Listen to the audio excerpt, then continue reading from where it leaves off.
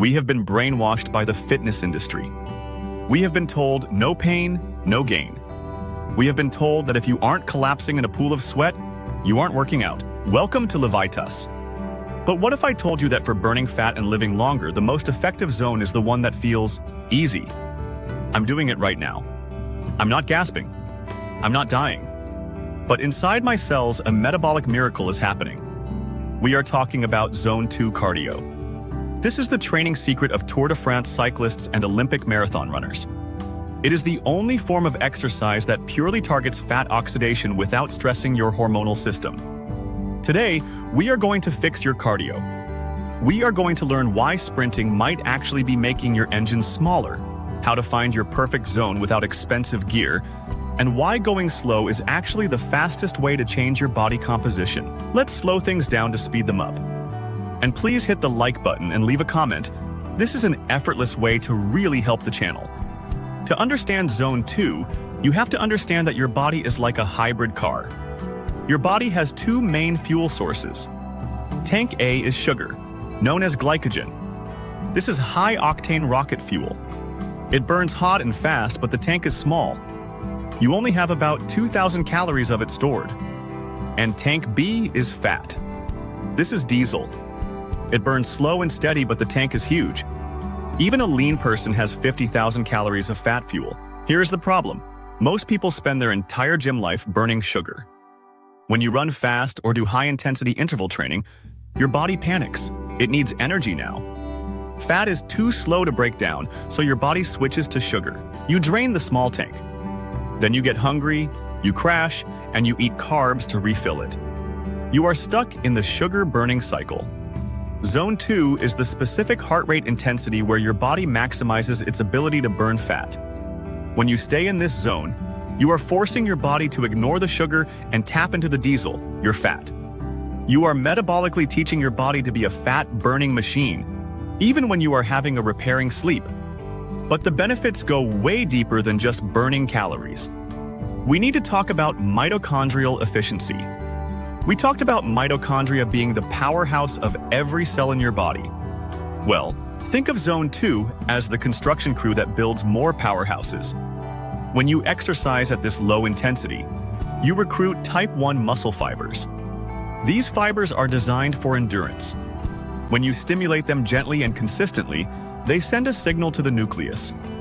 We need more energy generators now. This process is called mitochondrial biogenesis. You literally grow more mitochondria, and the ones you already have become bigger and more efficient. Now, here is the shocking part. If you go too hard, if you drift into Zone 3 or 4, you stop this process. High intensity recruits type 2 fibers. These fibers don't care about fat or mitochondria, they just want sugar. So if you think, I'll just run faster to get it done quicker, you are literally bypassing the adaptation you want. You are working harder, but you are also building a less efficient engine. So, where is this magical Zone 2? If you have a heart rate monitor, Zone 2 is technically 60% to 70% of your maximum heart rate. Or, you can use the Maffetone formula, 180 minus your age. If you are 40, your cap is 140 beats per minute. But you don't really need a calculator. You need the talk test. Here is the rule.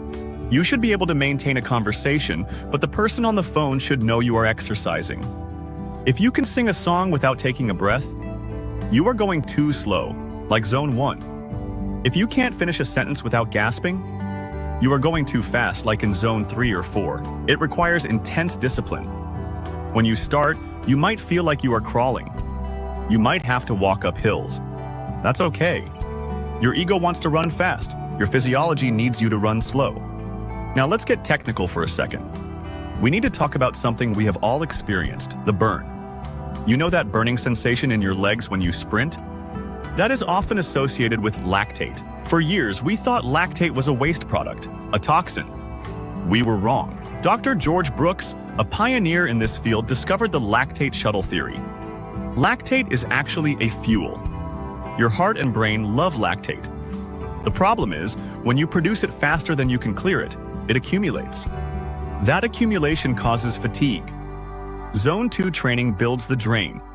It increases the amount of a specific transporter protein, MCT1, that sucks lactate out of the blood and into the mitochondria to be burned as fuel. But why does this matter?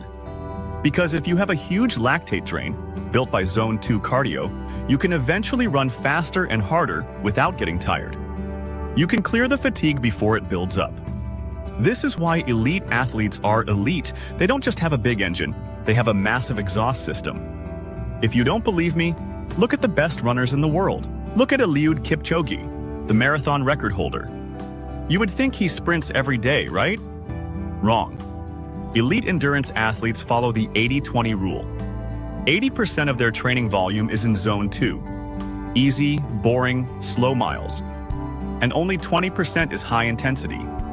They build the base of the pyramid so wide that the peak can be incredibly high. The average gym goer does the opposite. We call it the black hole of training. Most people train in Zone 3, that kind of hard, kind of easy middle ground. Zone 3 is the worst of both worlds. It is too hard to build mitochondrial efficiency, but it is too easy to create elite speed. We could say it is junk miles. It creates fatigue without the physiological upgrade. Stop training in the black hole. Be polarized. Go really easy so that on the days you need to go hard, you can actually crush it. So what is the prescription? How much of this do you need to do to change your health? To see real changes in mitochondrial density and resting heart rate, you need volume. A 15-minute jog just won't cut it. The magic starts to happen around the 45-minute mark. Here is the protocol. Aim for 150 to 180 minutes per week. Ideally, break this down into 3 or 4 sessions of 45 minutes. You can run. You can cycle. You can row. You can ruck. Walk with a weighted backpack. The modality doesn't matter. The heart rate matters. And here's the best part. Because this is low stress, you don't need days to recover. It doesn't spike your cortisol. It actually lowers your sympathetic stress tone. You finish the workout feeling more energized and relaxed than when you started. Go slow to go fast, the doctor's verdict. We need to redefine what a good workout looks like. A good workout isn't always about destroying yourself. It's about signaling. And if the signal you want to send to your body is burn fat, build energy, and live longer, then you need to slow down. Put your ego aside. Put on a podcast or an audiobook. Find that pace where you can talk, but you can't sing, and stay there. Build your engine. Build your base. Your future self will thank you for the miles you didn't sprint. Watch this video suggestion. It was especially picked for you. Also share, comment, give it a thumbs up, subscribe, and hit the bell icon. It helps a ton with the algorithm. Remain tuned for future videos to empower your health and fitness journey. So, stay healthy, stay happy, and keep going.